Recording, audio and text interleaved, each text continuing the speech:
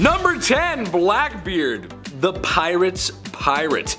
A rough-looking, no-good, rotten privateer who sailed the seas looking for booty to plunder, and I'm not talking about chests of gold. The captain of the Queen Anne's Revenge, a mighty vessel with enough cannons to make any sailor sweat, as well as fierce and intimidating appearances. Captain Blackbeard was said to even tangle fuses in his facial hair and ignite them, making his face appear as if it were in a cloud of fiery smoke. That is crazy. That's like beyond like Post Malone, man. It's a crazy look. While it may seem like theatrics, it was more of a scare tactic, and he was one pirate that was for sure to be feared. Scary dude. Don't cross Blackbeard. The Queen Anne's Revenge. Number 9, Francis Drake. Sic Parvis Magna, greatness from small beginnings. That may sound familiar to PlayStation fans of the Uncharted series. Francis Drake was an English explorer, captain, and Navy expert. He's most well known for travels and circumnavigation. That's all fine and dandy. However, Francis Drake's expeditions weren't exactly without scandal, as they were also pirating expeditions, as the Queen had basically instructed him to plunder Spanish ships and ports on his way. Which he did. Well, why not? The Queen says you gotta do it, you gotta do it. His biggest prize came in March 1579 when he seized the Spanish treasure ship, the Nuestra Señora de la Concepción, and liberated it of a dozen chests of coins, 80 pounds of gold, and 26 tons of silver. Wow, that's a lot of loot. He even shared a lot of his booty with his fellow mates and financial backers. Very Robin Hood of you, sir. I commend, yeah, that's nice. Number 8, Black Bart. Bartholomew Roberts may have been the most successful pirate, at least according to vessels captured, with somewhere ranging a total of 400 ships in his lifetime. Estimated, of course. A vicious and brutal man, he was a natural-born pirate. He spent most of his life on pirate ships before becoming captain himself. He adopted the pirate code and may have been the first pirate to fly colors. Interesting. One thing for sure, there would never be a Welshman so nasty as Black Bart ever again. He was operating all over the globe, America, Canada, South America, Africa. He eventually would meet his end in battle, but was gallantly remembered for his piracy by other pirates. At number 7, walk the plank. I'm sure you have no doubt heard of the term walking the plank, right? It is the stereotypical pirate thing to do when you need to get rid of someone, if you know what I mean. Well, we've sort of been misled by this whole walking the plank thing, because rather than it be a method of offing your buddy Joe for not following orders, it was actually used as a method of psychological torture. Now, don't get me wrong, pirates had many other imaginative and gruesome ways of unaliving people, but walking the plank really wasn't one of them. It was actually a relatively rare practice, as pirates like to do their unaliving practices pretty swiftly. Rather than making their unlucky victim walk a plank into the ocean, the most common form of putting someone 6 feet under, so to speak, was through keel hauling. Keel hauling was where you tied someone to a rope, threw them into the water, and pulled them under the boat and up to the other side. Now, you would think that this person could just hold their breath and then survive, but no, not really. Instead, the unlucky soul would be hitting up against the boat and getting shredded by the barnacles on the boat before coming up to the surface. I don't know about you, but after knowing that, I would much rather walk the plank. Number 6, maps, books, and gold. Just as valuable as gold and silver, back in the day, maps were a treasure in itself. It kind of helps knowing where you're going, to be fair. Also, pirates need to remember where they left their treasure. You can't really rely on a drunken pirate's memory now, can you? These charts would be stolen, obviously, and in turn, these guys would go on a little National Treasure Hans Zimmer pirate adventure. One map in particular from the 1680s, the Spanish Atlas, was stolen, and National Geographic called this stolen map extremely valuable pirate booty. So this treasure's still out there somewhere, and somebody's got the directions. Knowledge was key. They didn't have Siri hanging out all day to answer navigational questions. They even had to steal books. Pirates stealing books. What a scene. Some of these pirate heists wouldn't even involve treasure. They would sword fight and just hope that the books on board were worth the battle. Imagine losing countless crew members and all you got is the captain's daily logs. Just sailing the high seas, roasting William Kidd's girl problems. You're like, what an idiot! At number 5, marooning. Let's talk about the brutal yet mysterious practice of marooning, and no, we're not talking about Maroon 5. Marooning was a pirate punishment, probably the most dreaded punishment of them all, where someone who committed a serious offense would be taken to a deserted island and then left there.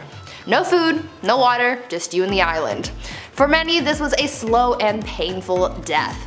Being left on an island in the hot sun meant you got badly sunburnt, you had no food unless you could find something in the area, and chances were that there was no fresh water on that island, so you would become dehydrated quite quickly. At high tide, the water could flood the island, or you would be left standing in water up to your neck, and any predators in the area would have seen you as a little snack. This sounds like a terrible way to go. I could not imagine the physical and psychological torment that would come with such a fate. Man, I'm glad I'm not a pirate. Number 4, pirate curfew. This next one made me laugh out loud while I was reading up on it. It doesn't matter how badass or cool you think you are, even if you're a literal pirate, you still have a bedtime. These guys would straight up abandon their mateys, they would leave them on an island to die, and then sword fight over treasure. But come 8 o'clock, it's time to shut her down. Because it's pirate code, you can't break the code. Captain Blackbeard Bartholomew Roberts, he insisted back in 1722 that lights and candles were out at 8 o'clock sharp. If anybody wanted to stay up later than 8, they can go and hang out on the deck. Honestly, I love this rule. I'm here for this. Imagine roommates being on board for this as well. Nowadays, you get the best sleep of your life. Thing is, these guys needed all the time they could get because they had to sleep in hammocks. Not the most comfortable or relaxing environment. A hammock nap, sure, but a hammock sleep every night? No wonder pirates were so angry. It's starting to make sense. Number 3, Pirate Queen. When people talk about pirates, they think about the crystal clear waters of the Caribbean and the pirates that loomed about that part of the world during the golden age of piracy. However, piracy doesn't mean nice beaches and palm trees. There's still pirates around today, especially around the African coast. There's a lot of pirates there. I don't think a lot of people realize that. However, China in the past was no different from that. A famous pirate from the time was Zhang Yisao, a Chinese woman who inherited a pirate empire from her late husband. She worked with it too. She expanded her husband's empire and became the Empress of the Seas. At one point, she commanded 24 ships personally and oversaw a force of 1,400 pirates. She unified other pirates to join her empire with a fleet estimated to be around 400 junks, which is a fancy name for ships, and around 40,000 pirates, all loyal to the Pirate Queen. She engaged in combat with the East India Company, Portugal, and the Qing Dynasty. She was a bad woman. Bad woman. Number 2, Mary Read. Another female pirate, except this one's a little different. Mary Read hid she was a woman for many years, which begs to differ. How did no dude or man sailor find that out that she was okay. She went by the name Mark Read, which is just as effective as Ben Kenobi compared to Obi-Wan Kenobi, so okay. Being a pirate aboard Calico Jack's ship was as fun as you think it was. Eventually the law caught up with all of them, Calico Jack finally got his comeuppance, and her identity was revealed. She turned out to be pregnant, so she got off the hook. Sadly though, she passed away from a fever a few months later because this is the past and a fever can do that to you. Number 1, William the Kid. We've mentioned everything from cannons and ships to swashbuckling adventures, but what haven't we mentioned? Well, it would be the adventures of William the Kid. Okay, yes, pirate, privateer, bad dude, yes. However, he may be responsible for the most stereotypical pirate traits. For example, the buried treasure, X marks the spot. That's kinda cool actually. Number 10, Canada. What? When you clicked on this video, I bet you weren't expecting the Great White North to be expert smugglers, did you?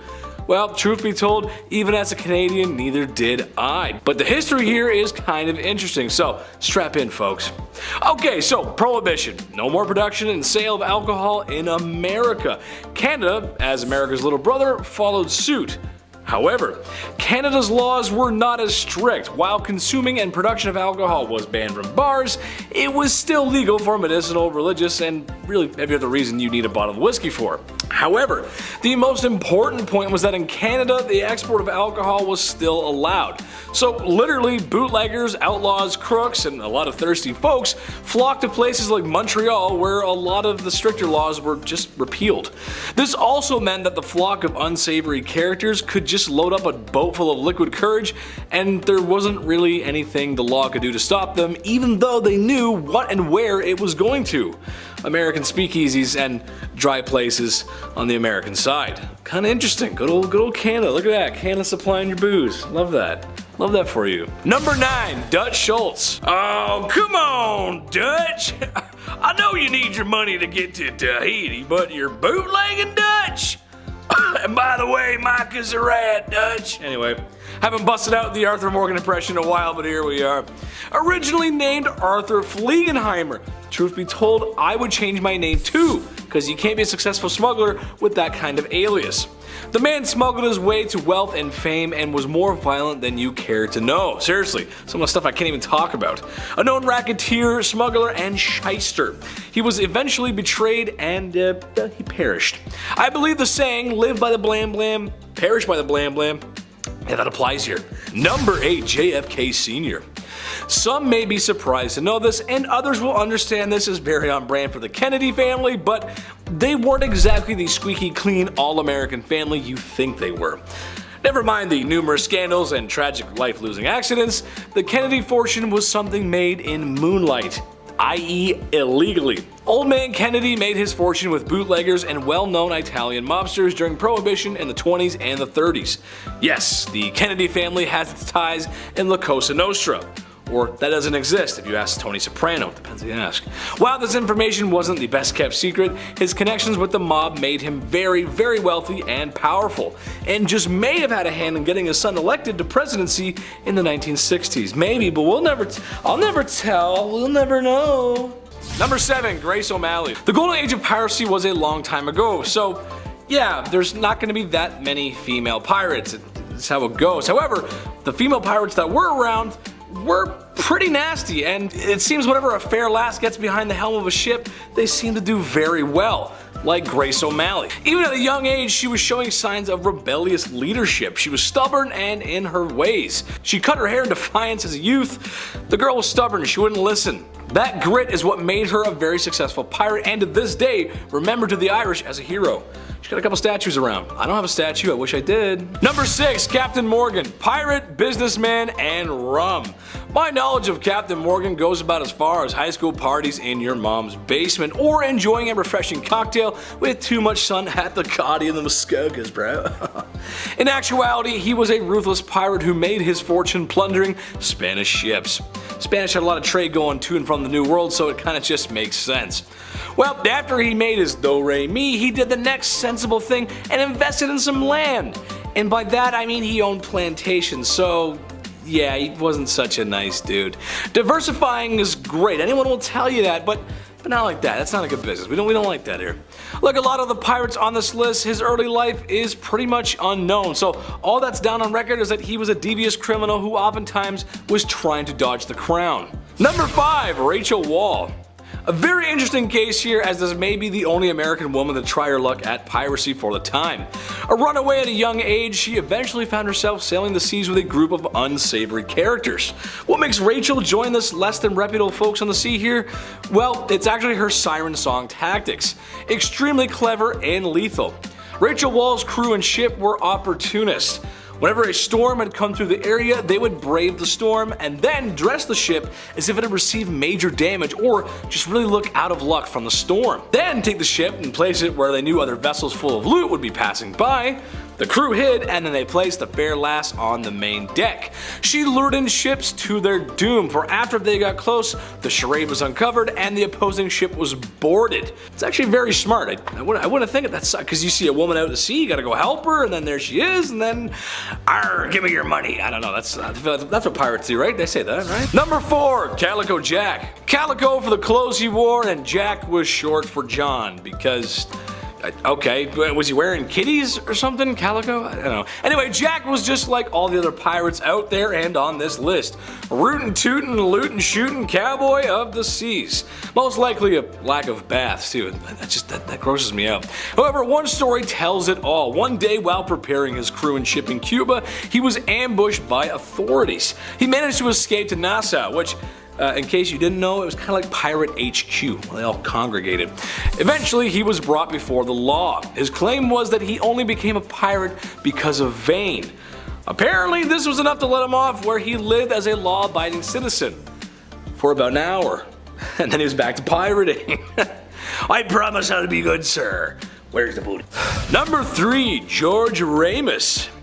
This is the textbook definition of, hey, if you can't beat them, join them. And I get that, I respect that. George Ramus was a lawyer defending Prohibition crooks, but like Saul Goodman, he said to himself, why cash bum checks when I can do much better than this? Heck, I can do this better than them. So that's exactly what Georgie did. He purchased a large supply of alcohol through a fake medical company. Then afterwards he set up his own shipping company with his delivery trucks. And then he would send out his own delivery trucks out on an alcohol delivery, where he would then have his own goons rob said truck, his own truck, and then the truck would make its way to speakeasies or wherever they were needed, illegal businesses. Eventually he was caught and he got into some trouble. He lost a lot of money and it didn't look good. His wife left him, and after some time he saw her in the street and well, she didn't make it. He went back to court and they found him he was insane. They let him off, which is kind of crazy, even though it was in cold blood on the street. What a crazy story. I can't. Where's that movie? Where's that movie? Number 2, Al Capone, the king of bootlegging.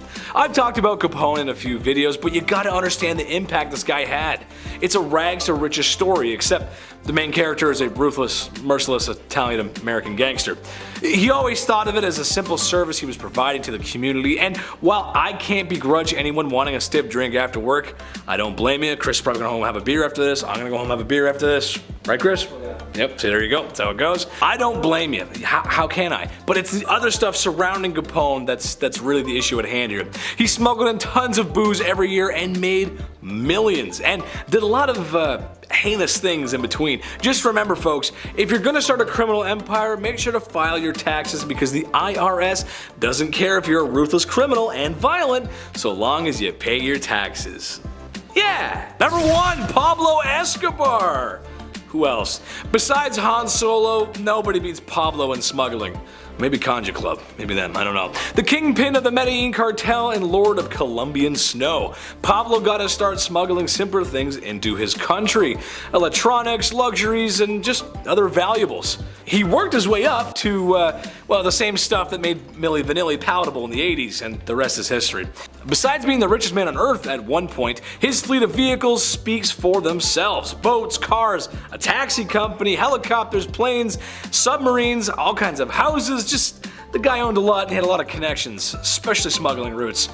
The DEA probably still has nightmares about him. Kicking off the list at number 10, eye patches. Okay, perhaps one of the most notable features of a pirate has to be the old eye patch. If you're a pirate for Halloween and you don't have the eye patch, well, you just look like a hipster. Like, what are you? We don't know. It matters. It's a noticeable detail. But why did so many pirates cover their eyes? Was it because they got poked by Blackbeard? No. You know when you get up in the middle of the night to go to the washroom, and then as soon as you turn the light on, you're blinded for a hot minute, you can't even see, your ears are ringing, you don't even know where you are? It takes your eyes 20 minutes to adjust to darkness, so pirates having to go from the deck to under the ship back and forth, they had to keep one eye in the dark. Or else they'd be covering their eyes for most of their shift, which you really can't have when you're running a tight ship. Nobody has the time for that, so cover your eyes and be blind half the time. At number 9, earrings. When you think about what a stereotypical pirate looked like, you probably think of tattered clothing, hats, maybe an eye patch, and earrings. While their style, though pretty odd, also had a purpose, specifically the earring. Pirates were very superstitious, and their earrings followed in their superstitions as well. There were a lot of different beliefs that pirates had about these earrings. Some pirates believed that it could somehow improve or even cure bad eyesight. Why? No clue. Maybe they thought that ears and eyes were connected or something. I mean, they do start with the same letter. Some pirates also believed that the precious metals that their earrings were made of possessed magical healing powers, so maybe that's why they believed that they would heal their eyes. They also thought that having pierced ears would help them with seasickness, and that having a gold earring would serve as some kind of protective talisman, and that if you wore one, you would be protected from drowning. Number 8, hooks. Growing up watching cartoons, I've seen many versions of Captain Hook, or pirates that resemble a Captain Hook type villain. They all have the eye patch, earrings, and to make them more menacing, they have hooks for hands. Dustin Hoffman scared the shit out of me growing up in the movie Hook. It's literally called Hook. What's up with this? Well, this wasn't a move by film studios, this was actually historically accurate. Back in those days, they didn't have advanced prosthetic limbs, and when you're sword fighting over loot, well, odds are you're gonna lose a hand or two at one point. These pirates actually got compensation, which is so funny to me, just imagining a pirate filling out an insurance form, that's funny, but they were replacement tool was usually a hook or a peg leg. They would just replace your leg with a singular piece of wood. That was the best they could do back then, and it had to work. Another fun little fact, if you got injured, your payroll came out of everybody's collective treasure. So you better have that athletic stance down and dodge some swords, or else you're getting some shame. A lot of shame coming your way. Number 7, NASCAR. Shout out to the southern states. There's a stock car track not too far from me which usually brings out a good crowd. Well, why in the heck am I bringing that up? Well, that's because NASCAR has its roots in moonshine runners, which is a fancy schmancy term for rednecks who distill illegal high-proof alcohol in secluded forested areas while under the supervision of moonlight. Ooh, scandalous. The early NASCAR legends may or may not have gotten their start during the late-night shine runs. I'm not gonna, I'll never know. We'll never know. I don't know, maybe, possibly. They did. I don't know what's more impressive, trying to boil corn down in the woods to make alcohol without hurting yourself or evading the law at top speeds on dirt roads. It's kind of impressive, actually. And the whole boiling process, it's hard. You ever looked that up, Chris? It's hard. Not that I would know, because I'm not a moonshiner. I wouldn't know. Number 6, Arnold Rothstein, crime lord of the Jewish American gangster underground, considered to be the smartest of all bootleggers. Ooh, what an honor. Sure, maybe he was the smartest. I mean, I'd personally just like to argue it's hard to catch any of these guys when there's so many to catch in the first place, but okay. After importing a lot of his alcohol from the very wet UK, and that's not a rain joke, they just had a lot of booze, he began spending his time diversifying into illegal sports betting and manipulation. Black Sox fans may recall the 1919 Black Sox scandal. Ooh, scandals, he manipulated the whole game. Eventually, like most gangsters, smugglers, and naughty people of the time, he caught a couple slugs to the body, and well, that was picture wrap for him. Don't be messing with the sports in a baseball and all that. Don't be messing with that. Number 5, Barry Seal. This guy lived the life of a man. Barry Seal was your average airline pilot in the 80s, but of course it was the 1980s. Man, I missed out. And he found himself in a very unique position. He was smuggling jungle sugar for the infamous Medellin cartel. Barry at one point was being paid $500,000 a flight and taking with him tons and tons of snowflake emoji, you know what I'm talking about. Well, eventually the DEA caught up with poor Barry and he became an informant for them. At his peak, the man was involved with the cartel, the DEA, and even a CIA investigation involving a Panamanian dictator. Ooh, crazy. That's, wow. Sadly for Barry, after testifying, the cartel found out, and then he ended up on the cartel's bad side, which means he's not around anymore. That's the best way to put it. He's sleeping with the fishes, if you know what I'm saying. Number 4, Meyer Lansky. Yet another Prohibition-era smuggler and crook, and a friend and associate of Lucky Luciano and other less than reputable Italian organized gentlemen, if you know what I'm saying. To the cops, it was the legitimate businessman's club. To everyone else, he was a ruthless criminal and responsible for smuggling all sorts of illicit products over the border. So, what makes him so great? Why is he on the list? He's just like every other gangster, right? Well, that's because, like many other of his associates and business partners, he didn't perish. He lived a rather long life. Especially for someone in his field, you really don't make it out that long. Making it all the way until 80 years old. And it was lung cancer that took him out, not a gangster. So that's kind of impressive. Not a lot of people live that long. Usually you write a book and that's it. But that guy, he made it. He made it. At number 3, Cryptic Treasure. There once lived a pirate named Olivier Levasseur, and he was considered one of the last great pirates. Over the years, it was said that Levasseur had stolen many treasures of great value and had a large haul of precious finds. Once people finally caught up to him, he was captured and sentenced to death by hanging, but before he died, his final words were, quote, "Find my treasure, the one who may understand it," end quote. And then he threw a cryptogram into the crowd, and that was the last of them.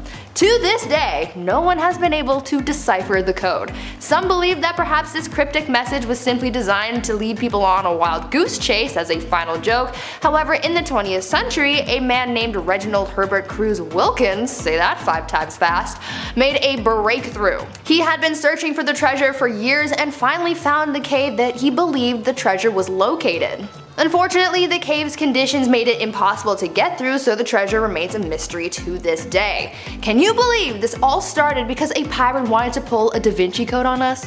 Unbelievable. Number 2, Julius Caesar. Pirates would often take people and demand treasure. They would use hostage situations as a main ploy. In fact, at one point in history, pirates managed to scoop up Julius Caesar. like the Julius Caesar. The Emperor of Rome went through his fair share of trials, and at just age 25, he was held captive for 38 days with pirates. That's a very long time to hear horrible sea shanties. When pirates demanded ransom for the release of the young man, they set his price for 20 talents, but according to historians, that price was deemed too low from Caesar himself. He actually laughed at it and reminded these pirates that they had no idea who it was they captured. He said to ask for 50 instead of 20. How insane is that? And finally, at number 1, pirate tunnels. You know the secret tunnel from Avatar: The Last Airbender? Well, this secret pirate tunnel is kind of similar. Below the city of Savannah, Georgia lies a series of underground tunnels that are believed to have been used by pirates. The pirates would use these tunnel systems to smuggle goods in and out of the area, as well as to smuggle captured sailors. It is said that these tunnels would lead directly to the location where the ships would have been waiting in the harbor. Apparently, there is a tunnel that led from a building in town known as the Pirate's House all the way to the river where small rowing boats would have been waiting. It has also been theorized that the Sons of Liberty, a group of people who strongly opposed the British government, would also use these pirate tunnels to meet up and have a little shindig. There are so many mysteries that surround these pirate tunnels, and many of them remain unsolved.